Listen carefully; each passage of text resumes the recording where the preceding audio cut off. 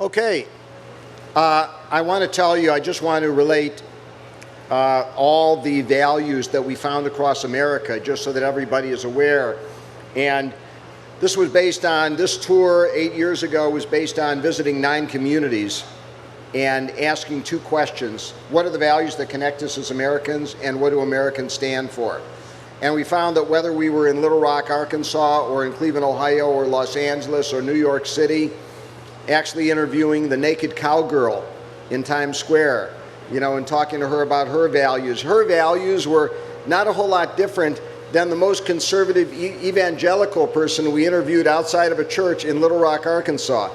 So that really says a lot. And the values that we distilled from all of those interviews, which are on the website, purpleamerica.us, are equality, faith, family, freedom, love and respect, self-expression, doing the right thing, community, giving back, the good life, opportunity, and success. And just to illustrate how important those shared values are to America, isn't it great that Melania Trump and Michelle Obama share the same values? I mean, isn't that great? I mean, as opposed to talking about plagiarism or anything else, the reason why they lifted those values is because they share those values. We all share those values, and that's America. So, the media that's listening in on this conversation, or people that are listening in, or students that are going to be starting to listen in the fall as part of classroom conversations, it's really important to recognize that we ought to be plagiarizing one another. To a certain extent, we're not plagiarizing each other enough in America. We ought to be taking from the values conversation that one person has on the Republican side and relating it to the values conversation that another person has on the Democratic side. And that's how we can have conversation. Just to illustrate how important this dialogue, this concept of values conversation is to the future of America, I want to refer to a moment to this little prop that I have up here. Now, everybody recognizes these props. Any place in America, it may not look exactly like this, but any place in America you're going to be able to find a pine cone. Now, what is the pine cone? The pine cone has different arms. The pine cone, some pine cones are small and some pine cones are big. They all have a stem, so they had an origin. They came from someplace, just like Americans. We've all come from a different place, and that's our origin, that's our heritage, that's our backdrop. Some of the arms extend all the way out like this, and some extend, like this, and some extend like this. But for a healthy pine cone, and the pine cones that we truly recognize, the arms are open, the arms are welcoming, the arms are extended like this. Okay, now, what holds the pine cone together? There's a central shaft that connects all the arms. And I would submit that without that central shaft, now I'm not a biologist, I'm not a scientist, but I would submit that without that central shaft, just by eyeballing the pine cone, those arms would fall by the wayside. There would be nothing holding those arms together without that central shaft. Now, America has a central shaft as well. We talked yesterday with one of our panels about 2 18-year-olds from Glenville High School, a Cleveland public high school, that in 1938 came up with probably the most recognized figure in the world outside of Mickey Mouse, and that's Superman. And what did Superman stand for? Why was Superman so significant, and why is Superman still significant in the American consciousness? Because Superman represents the shared values of truth, justice, and the American way. And what is the American way? The American way represents those shared values that Melania Trump and Michelle Obama spoke about in their 2 speeches 8 years apart. It shows that those values are as strong today as they were 8 years ago when Michelle Obama mentioned the values of respect and hard work and, the opportunity this country, represents. that is completely wide open to the imagination. And those shared values represent honesty, truth. Nothing happens without truth. If two people are not honest with each other, then there's not going to be a relationship. If we're not honest with each other as Americans, we're not going to have a relationship, and we're not going to have a conversation. Justice. What is Black Lives Matter fighting for? Fighting for justice. Why did we have all the turmoil in Cleveland and other cities around the country, and most recently in Louisiana and in St. Paul, Minnesota? Because people are appalled that there's not a sense of justice. And when we get out of whack with our values that we expect to have and we expect to see as Americans, that vision of truth, justice, and the American way, then we search for answers. And sometimes that search for answers is ugly. It was ugly during the Vietnam War when I was growing up. And to a certain extent, it's ugly now. It's ugly for police that are afraid to go out on the streets, and they fear for their lives because they represent to some people that sense of injustice. And it's ugly for African Americans that are fearful to let their children out and be stopped at a routine traffic stop. So that word justice connects us as well. You know, we have a lot of issues in our country now, and a lot of critical issues. You know, whether it's gun control. How far do we go with our freedom? Can freedom intrude on community? Can freedom be unbridled? Can my neighbor throw garbage on my lawn? Or is that something that we want the police to intervene in? So how far do we go on the freedom dimension? How far do we go on the community dimension? If everything is community, okay, then we have no sense of privacy. We have no sense of going into our homes. And remember, the home is part of the American dream as well. So too much community intrudes on our privacy, and not enough community intrudes on the sense of collective well-being. So these are all, to a certain extent, polar opposite issues that we're dealing with in America today, but they're values issues.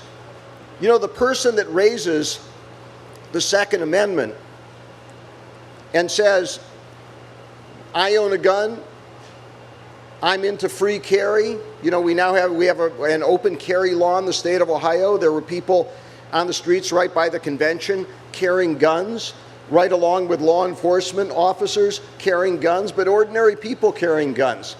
And that throws a lot of people. But those people who believe in open carry believe that that is part of the freedom that the Second Amendment guarantees. And part of the problem that we're having in our country is that we have these values that we can rally around, but we're not rallying around them because the medium for rallying around these values is conversation. And we're losing the conversation in our country. Just to mention a few statistics. According to the annual Weber-Shandwick civility poll, 66% of Americans are afraid of talking to their neighbor. Now, how ridiculous is that? I mean, that's just shameful in a country where we're free.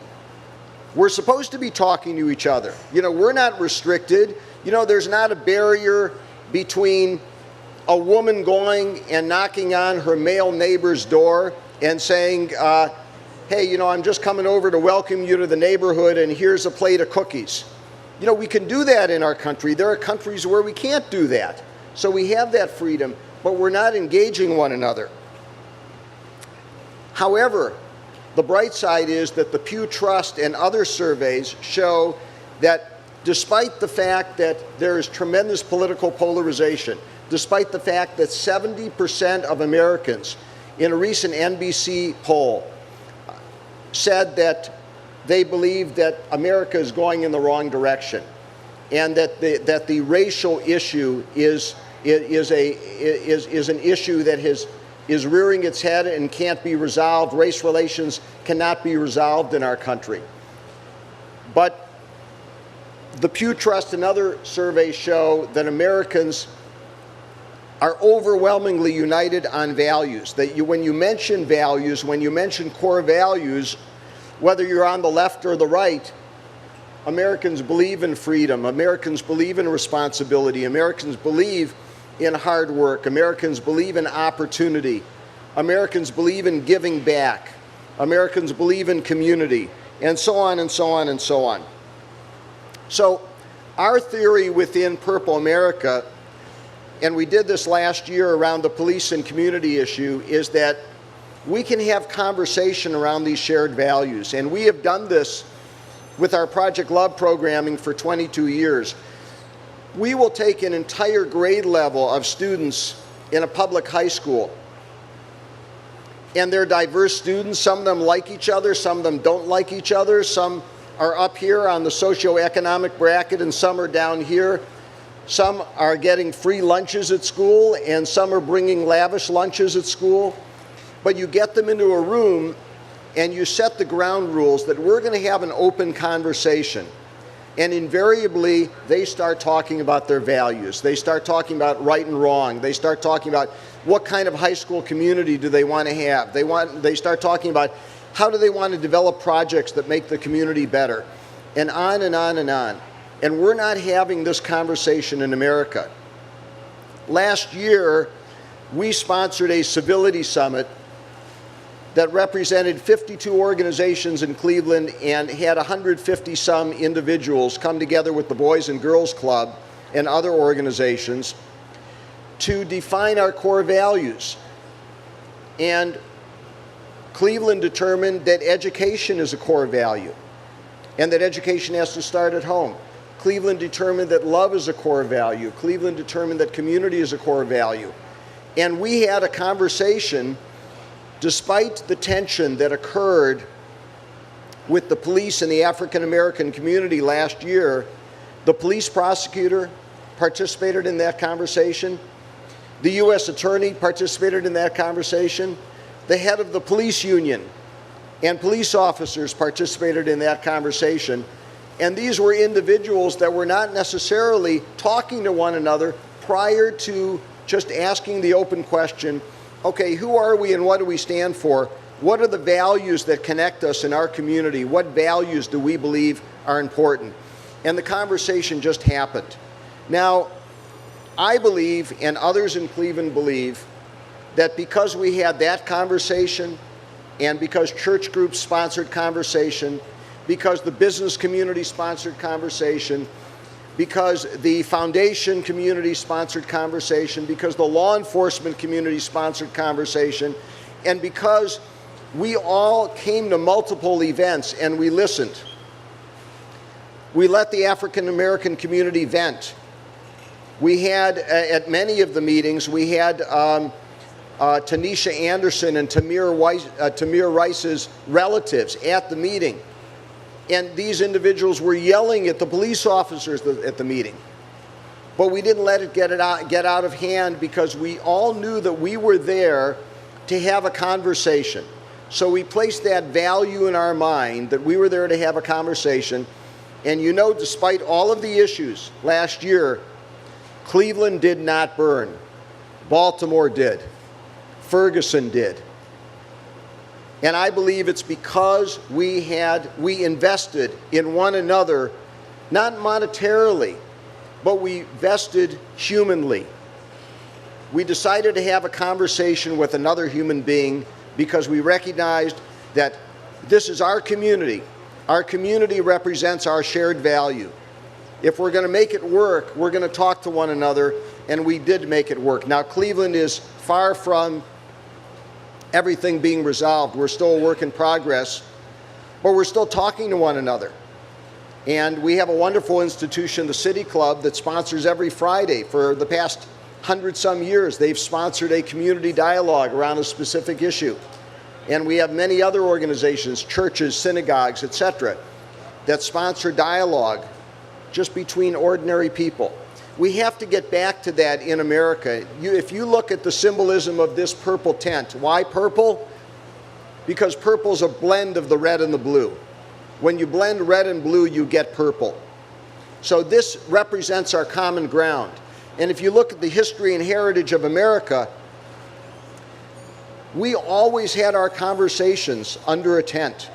When you look at the 20th century, the 19th century, the 18th century, just ordinary people would pitch a tent, whether it was a church or ordinary people coming together or politicians coming together. We would pitch a tent and we would have our conversation under a tent.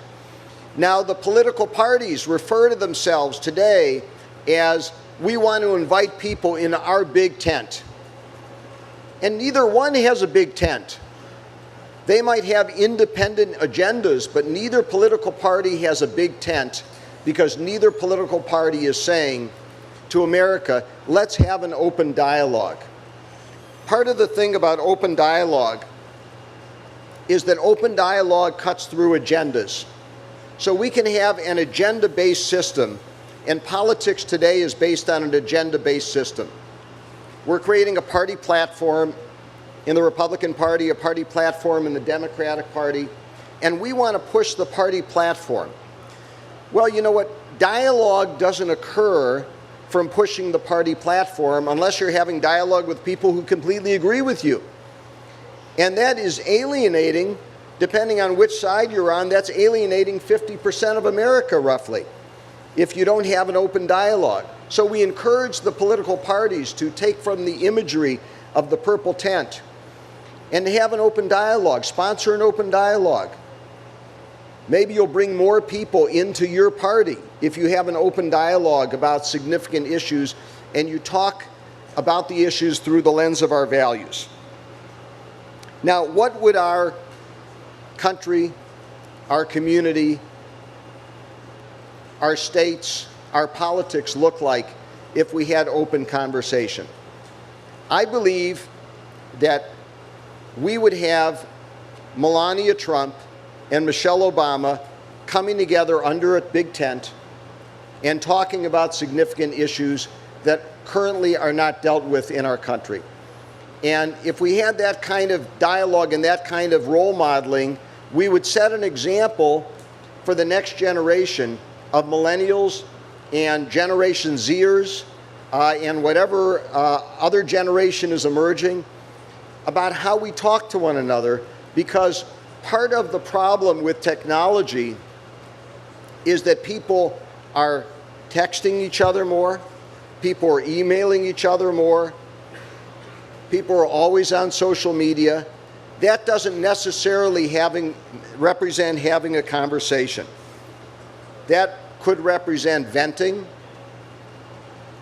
That could represent just your opinion, but that's not necessarily a conversation. Experts say that 90% of communication is nonverbal.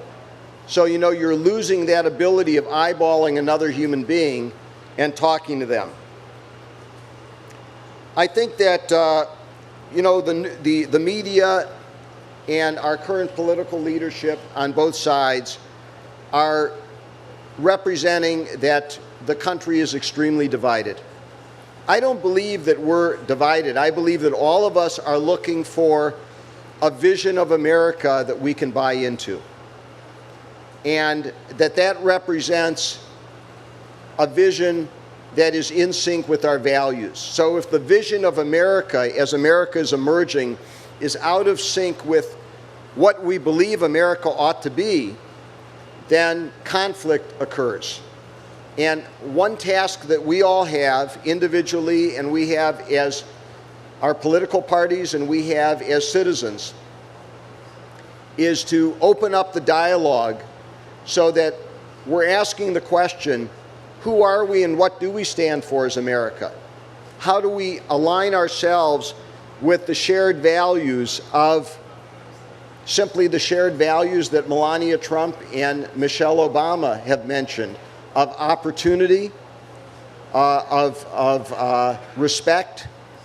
If we simply referred to those two values that those two ladies have referred to in whatever parts of whatever speech was lifted, intentionally or unintentionally, we would have a different country. If all of us were to engage in dialogue about respect and opportunity, we would have a different country. If our two parties, political parties, were to engage in dialogue about respect and opportunity, we would have a different country. I just want to leave you with a call to action. The call to action, and I think that we have a sheet here. There are actually two calls to action, and we have these sheets over on the back table.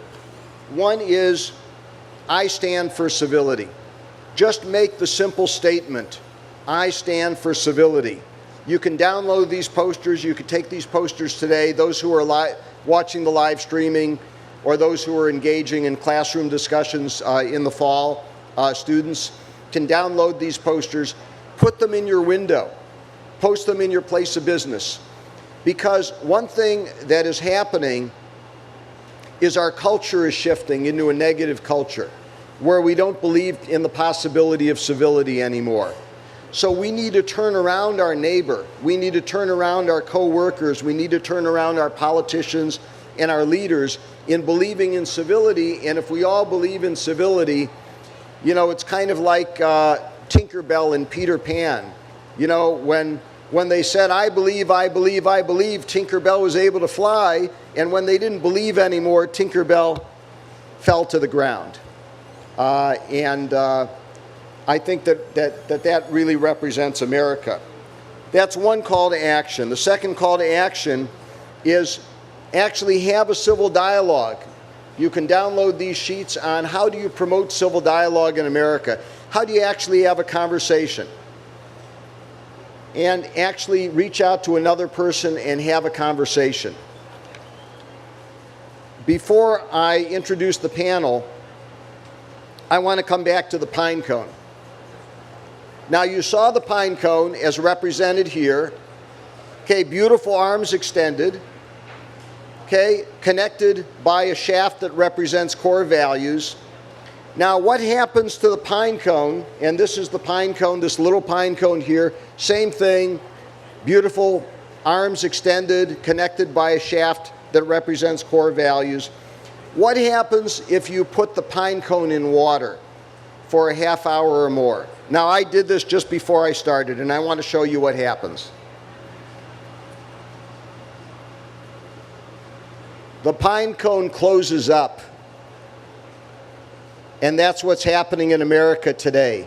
We're closing up. When you pour water on people's hopes and dreams and the values that we all share, we close up as tight as the tightest pine cone that we've seen on the street after a rainstorm. Now, let's not let America close up. Let's let America be an open pine cone that is beautiful, with arms extended, welcoming each other because we share those values that connect us through that center shaft. Thanks for listening, and in a moment I'll introduce the panel.